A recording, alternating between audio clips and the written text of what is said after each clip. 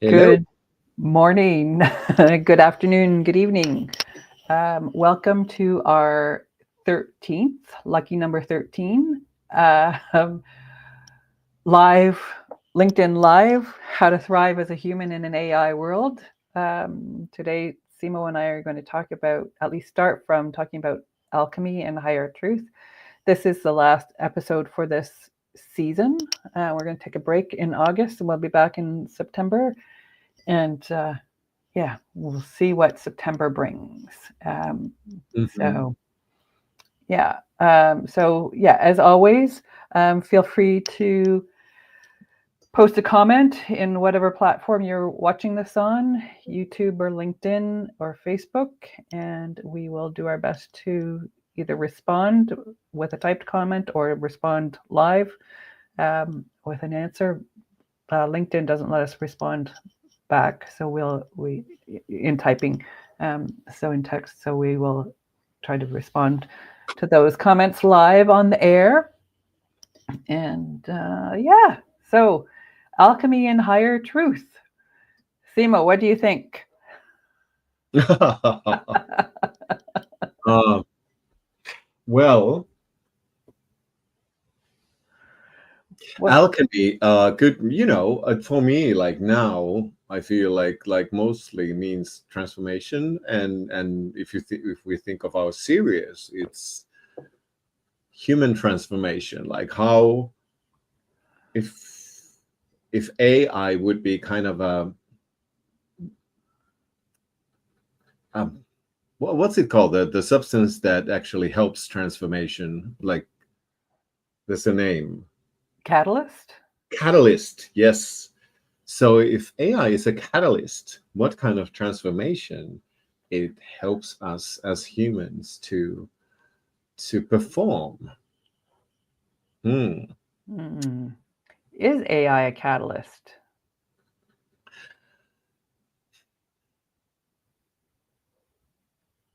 I think it is because it's promoting change. I mean, it will change a lot in our cultures. Yeah, it certainly is causing a lot of change, um, and not always for the better, as we have talked about. I think per se, I mean, AI is not a catalyst unless we are inviting it to be that. Because we can just, try to survive the future with the help of AI, or we can go to the thrive mode, Yeah, see yeah, like what's the where AI is catapulting us. yeah, yeah. Yeah, how to use AI for good rather than evil, right? Uh, Yeah. How to And use anything for good rather than evil. well, that and that always comes back to the question of how what it means to be a human, like what it means to be fully human and humane. Yeah, yeah, yeah, yeah, yeah. And I think there are possibilities for AI to do good. I think of how it's being used in medicine to diagnose and find illness more quickly and more accurately than humans have been able to.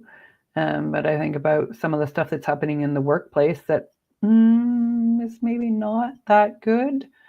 Mm, Um, and then there's a use of it in warfare, and other you know things, or just for greed, in business, and laying people off, and not appreciating what it means to have a human in a job.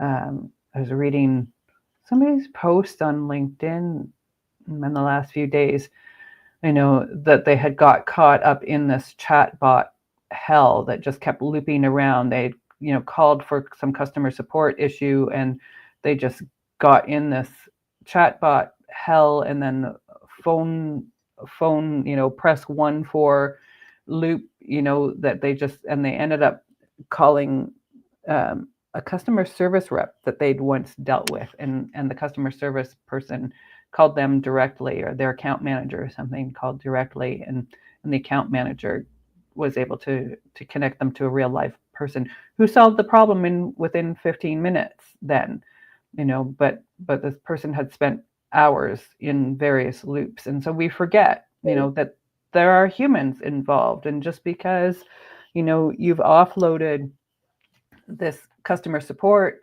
to some kind of technology, whether it's a chat bot or a telephone system, there's humans involved, and they're getting pissed off about the customer service, and they'll find somebody else. Now, somebody else is probably going to have the same issues as the first company, but Well, my tip would be, if you are in a bot hell, is to try to write down that I want to speak with the human.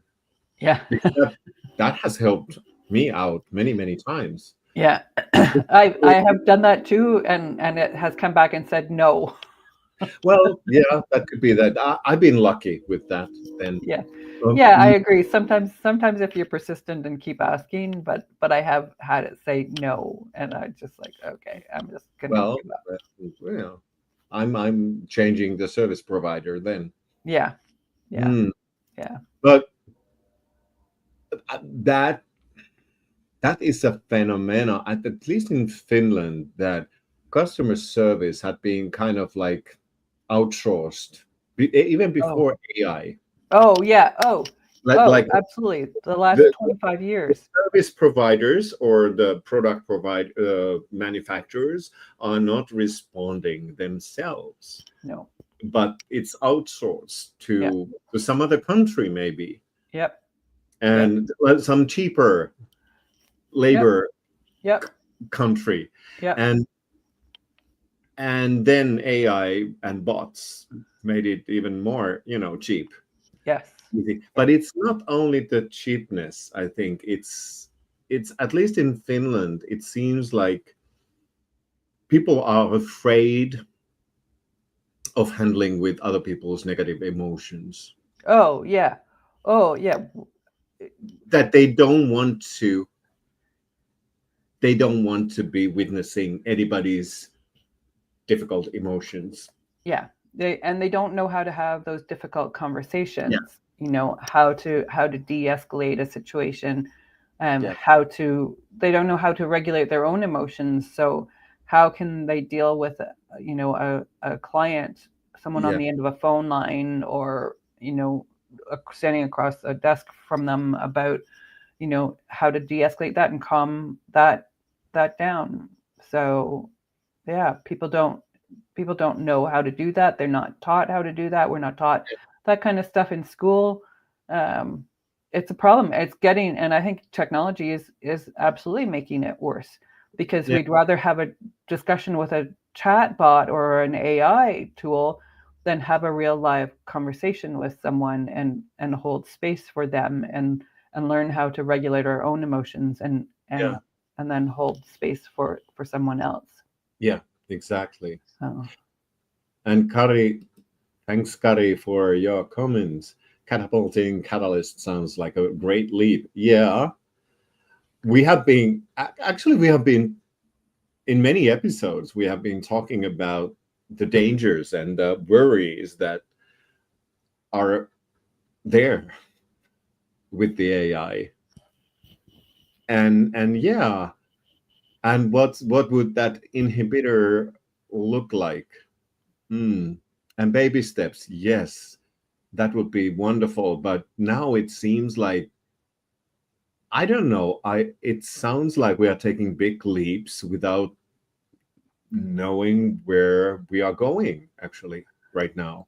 and without thinking about where we're going, where this Yeah. might suddenly, where we this lack of critical thinking, of, well, what happens if we do that? What happens if we change this label, or change that, or automate this? Yes, it might lower our costs as a company, but what does that do to the relationship we have with our customers? Uh-huh. um, Maybe it speeds up their resolution. They can, if it's something easy, they can fix it themselves, and they're happy because they don't have to talk to someone. They've been able to fix it on themselves within a few minutes. But what about those that have more complex problems? So Yeah. that, yeah, I think about went back to the customer support thing that we were talking about a minute ago. When I first returned to Canada, I had to reopen or reactivate my account with Revenue Canada for taxes and things. And the chatbot told me I had to do it from within my account. I couldn't do it, you know. I'm like, this is what I'm trying to do is open the account again because they had closed it because I was not living in the country. So I ended up, and there was no email, there was no, I would call the phone number and be told that the phone lines were overwhelmed and to try again later, and it would hang up. And so what did I end up doing? Sending them a snail mail. And weeks later I got a response, and my account got reactivated, and was able to log in again and do all my tax stuff that I needed to do as a returning resident and citizen. It's like it took 2 months because I had to do it by snail mail because there was no opportunity for me to do it digitally, electronically. So now, am I happy that it got resolved? Absolutely. Am I disappointed and dismayed that it took 2 months? Absolutely. Yeah. But yeah, this is I'm how happy it that goes. somebody opens Yeah. envelope and reads snail mail. Yeah. There's a human doing that. There's a human somewhere that opened my envelope and said, "Oh, let's fix this for her." So yeah, yeah. But you never. It's kind of like. Can I please talk to a human? Yeah, Can I this I don't know. But you asked me, Stephanie, you asked me a huge question in the beginning of this episode, and I'm going to have my sweet revenge. Oh. Because I'm going to ask you, what does higher truth mean to you? Mean to me?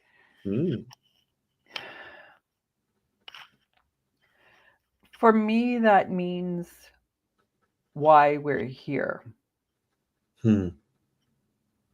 It means letting go of patterns and, I say negative thoughts. I don't think negativity is part of that equation. I think we learn things as children.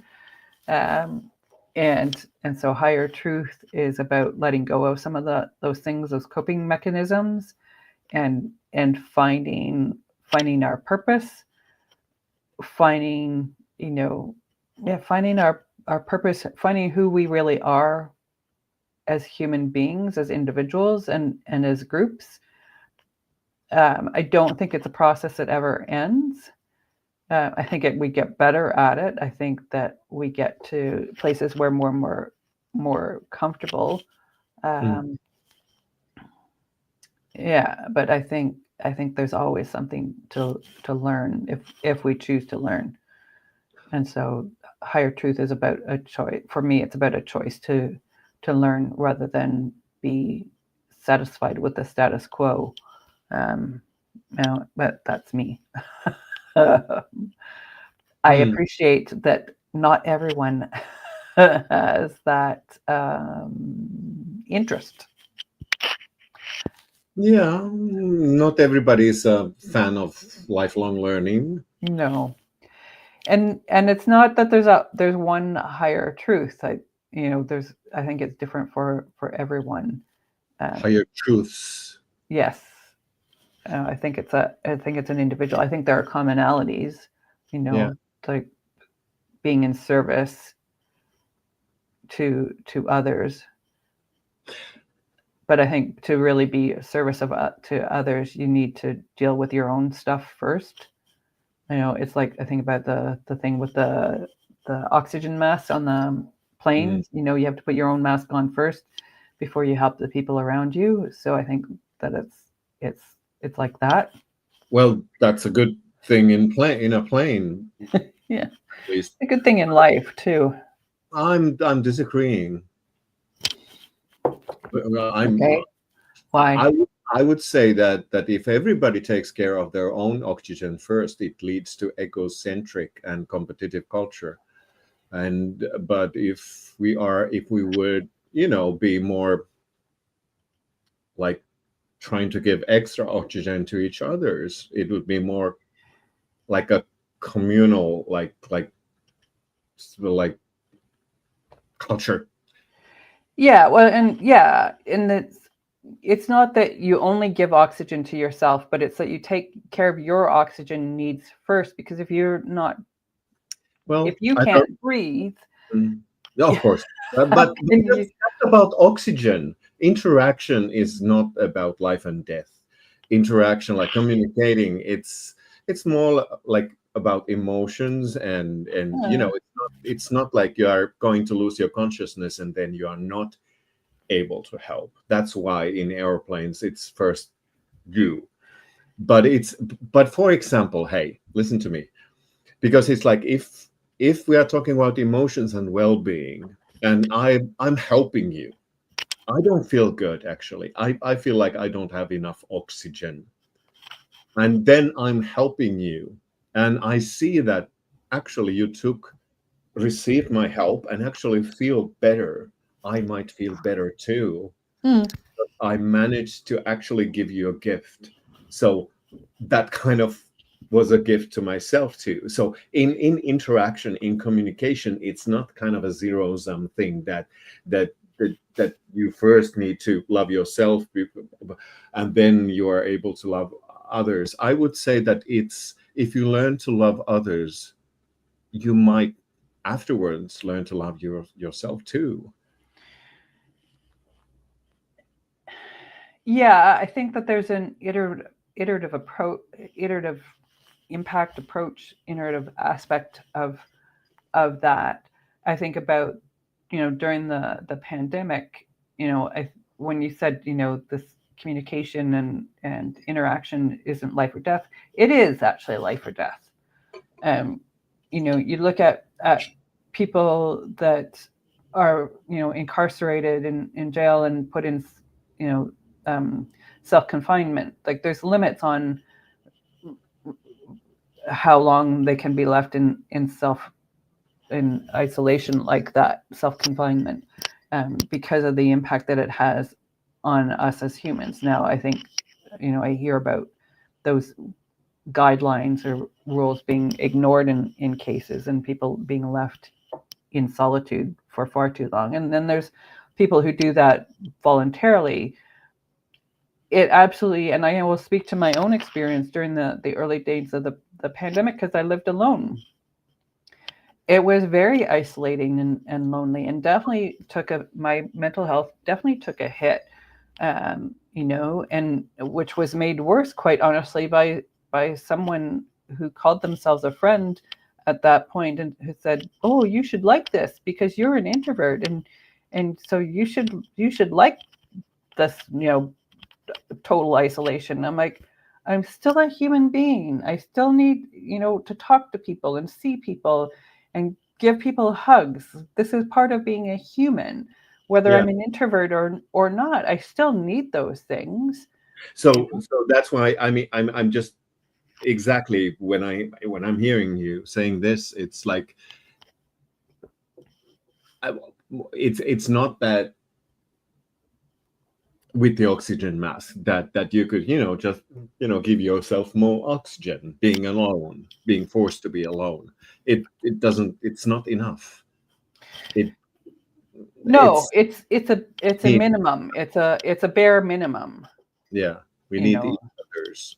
yeah. Oh, absolutely, we need each other, and AI is not um, an other that is, that really is helpful in that situation. There are some contexts where people are talking about higher frequencies, Mm. like that your personality is reaching higher frequency levels. I think that's an I like that metaphor. I'm not sure about the contexts, that what does it mean in different like specific contexts. But to me, what kind of story I tell myself when I hear higher frequencies, I like that story, that we are, it's not about a single sentence, it's not about the fact, it's not about kind of a truth as a fact, but kind of a operating level, that we are not like only following our, it's like, I want to eat. I want more sugar. I want, Yeah. but but but it's about like trying to reach something higher. Yeah. Something more positive, I think, of the frequency, higher frequency. I think those are typically portrayed as happier, lighter, more positive, feelings, Yeah. but I think that there's some truth in that. Certainly when I'm happy and I'm, in a good mood, we describe it, as floating, on air, head in the clouds, Well, now I feel like that you are not only talking about like being happy or being joyful, but there's love involved, because it's like either self-love or love of nature or love of other humans, or Sure. it's love. I think that's that, to me, that's actually the highest form of frequency. Oh, yeah, yeah. We do come back to. We've talked Yeah. about love before. Yes, we Seems did. to seems to come up every now and again Yeah. with this, which is interesting. Well, It, number 15 and the last episode.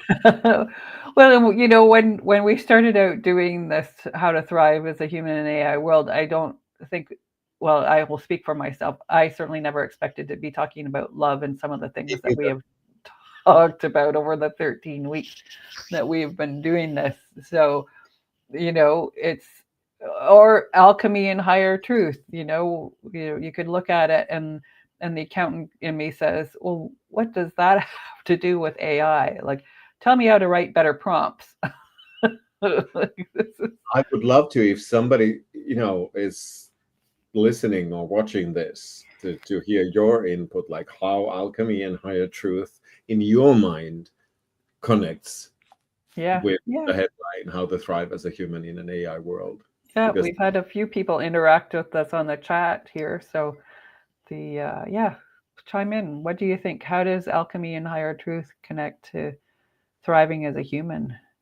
So I think it comes back to what it means to be human. What are those traits and abilities, skills that make us human? And it's the emotion stuff. At, at, at best, AI mimics it. Um, so love plus work, Marcus Buckingham. Oh, I know Marcus Buckingham's work. At least the That's Strengths. I have his Strengths Finder book. that's a really good Yeah, referral. Thank you, LinkedIn user. Another book that's I've been actually recommending earlier too is Love 2.0 yeah, yeah. by a woman. I refuse to say her name right now because I just can't. But that names just disappear in my mind. That's all right. Yeah, yeah. You've talked about that book before, Love 2.0.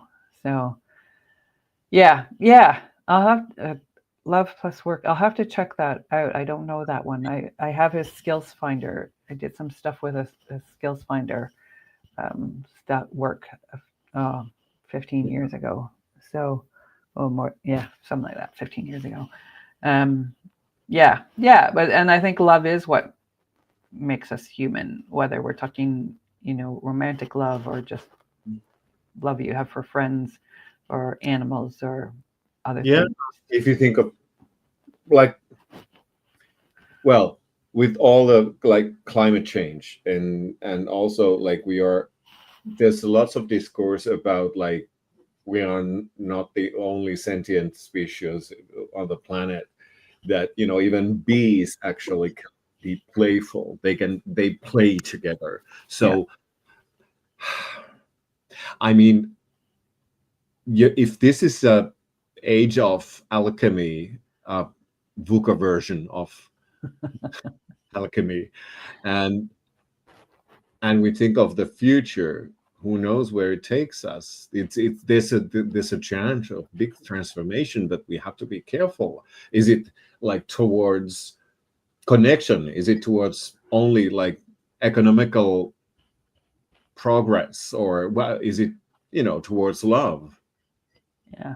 or what are we transforming towards to? Yeah. Yeah. Yeah, love is all you need. I'll have to check that song. I haven't. Oh, that song. I don't know that one either. I know her earlier '80s stuff because it was popular when when I was growing up. But I don't haven't stuck with her after the late '80s or early '90s. So yeah, yeah. I think certainly love is what it means to be human. So or one of the things.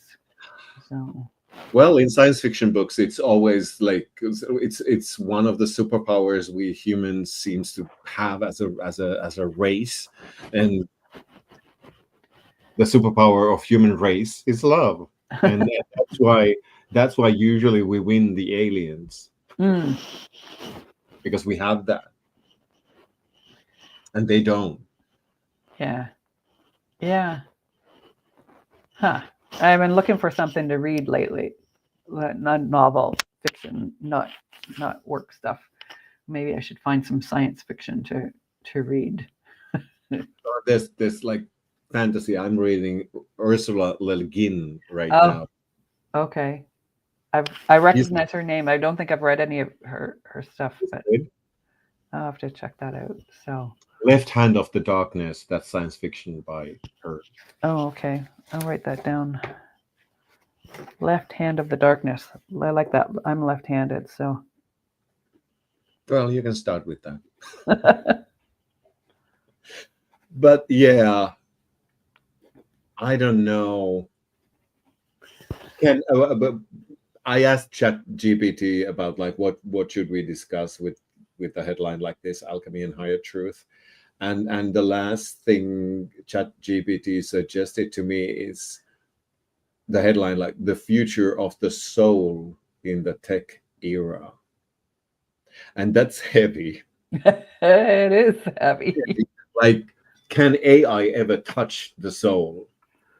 And I think I agree with you, Stephanie. I think I know what your answer is.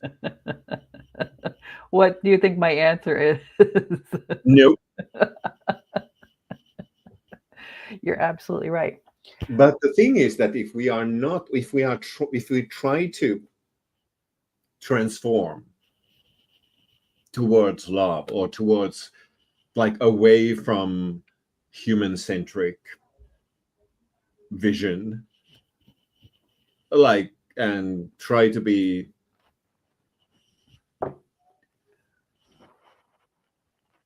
try to create a future of connection, I think we have to look back to, because it's like we have these modern layers of like cultural layers that actually, if we dig down, we have like aboriginal and kind of the original beliefs systems that usually connect us with nature and each others and love. But there has been so many layers, like cultural layers after that, and religions are not helping. The modern, the big religions, they are not. No, no, and yeah, and I think I think all of this is about time. I think about the time it takes to have a real conversation and and the um, Um, sorry, there are people yelling outside my door. I can hear, but not the I'm word. okay. That's good. I have no idea why. There's a whole house for them to yell in other parts of. Anyway, They want your attention, maybe. I don't know. yeah, let's go with that, or something else. Anyway, I'm sorry. What was the question? I don't know if there was any question, but I was just bringing in like the ancient belief systems that are more like nature, like holistic, and Yeah. Oh, maybe yeah. That's what I was going to say. look back. The technology has speeded everything up to be more efficient, as Mhm. if efficiency was the goal. But relationships, and that was picks up on what we were talking about last week with Lucas. Relationships take time. Yeah. You know, it it we have a conversation today for an hour. We may have a conversation, later in the week for an hour. Like that relationship takes time. That communication, that finding out about another person, a job, a project, whatever it is, takes time. And speeding up the gaps, the reducing the gaps in between those isn't necessarily a good thing. Some things you need the reflection. You need to think about something and reflect and experiment and, give it space, give it time, be curious. I think about people that I have had good first meetings with and never heard from again. I think about people that I've had good first meetings with, had horrible second or third meetings with, and then come across a year or 2 years later and had a lovely conversation that's turned into some work or a friendship or some kind of collaboration work-wise. Like there's we have to be open to the possibility of something and trying to force it and say, no, I I hate that you're wearing yellow shirt. I'm never going to speak to you again because the yellow shirt offends me, and that's it. That's it. Well, no. Well, I think this is what happens if you're wearing a blue shirt tomorrow, and I like blue. Blue's my favorite shirt. Well, blue's my favorite color. It's not, by the way, but like Oh, people change, right? So people learn, people grow, people have different experiences and change their minds. I know. I was just having a reaction because it's like, for example, I have an orange shirt. This is a yellow, not a yellow one. But then I was just feeling, I just looking at my face and seeing that I have these like red pimples here. Oh, Then I touch up my appearance and look where it got me. Now this is halfway, and this would be full blown to take that away because it's like, oh my god. But it kind of smoothed it. see, and I can't see any of what you're talking about. So Okay, you just look really tanned, like you've been outside in the garden, yeah, I've been doing that a lot. So and I'm pasty white because I sit in here in front of a laptop all day. yeah, So well, and we are breaking stereotypes because it's like, yeah, like I'm from Finland, and that should be like not a sunny place, but it's been one this summer. yes, yeah, and it's Yeah. been sunny here too and hot, but I don't do well with the hot, humid weather here. So I sit in here in the air conditioning and freeze to death with my sweater on and long pants. And, yeah. You could turn it a little bit higher. It doesn't have to be a freezer. Yeah. If I had control over it myself, I would. Sadly, I'm in a situation where I don't have control over that. What I have control over is putting a sweater on. So That's that's what I do.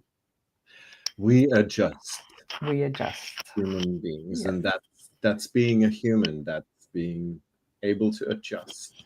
Yeah. Yeah. Well, and I don't really know that we've mentioned this before on I returned from Germany in Christmas time of 2024, and so I'm staying with my parents until I figure out what I want to be when I grow up and figure out where I want to live. But um, it's interesting just the that being around people all the time, and I'm not going to say compromises because I think that that's the wrong word, but the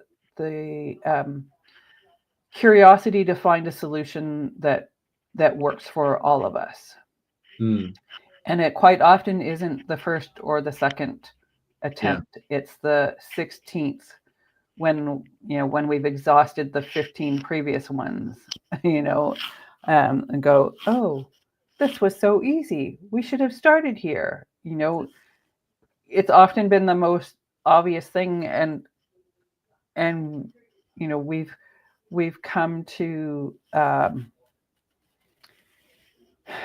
we've tried to find the earlier iterations are always, I think, when we've made assumptions about what the other person wants rather than saying, okay, this is this is the situation, this is where we want to get to, how can we get there and have everybody be happy and accept the solution.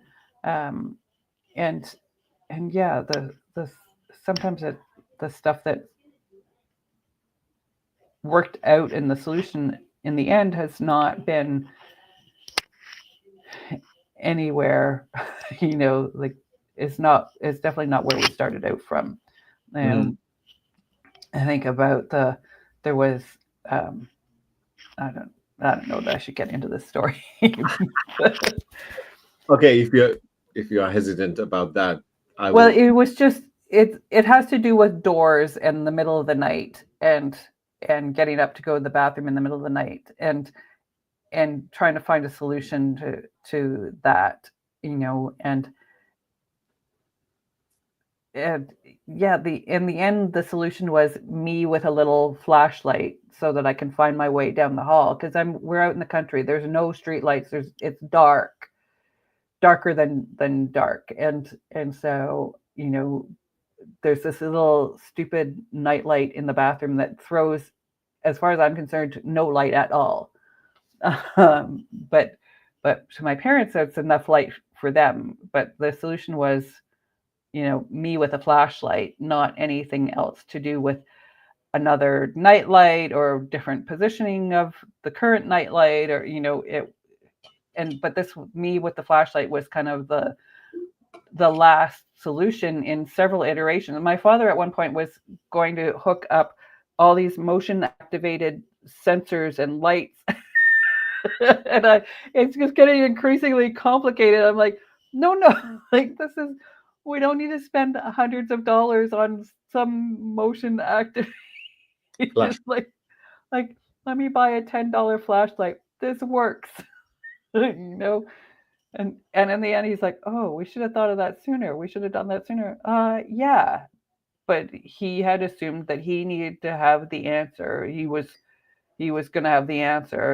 We didn't need to have a conversation about this. He was just going to provide the answer. And how many times do we go into organizations and somebody thinks they have the answer, but they Yeah. don't have the full understanding.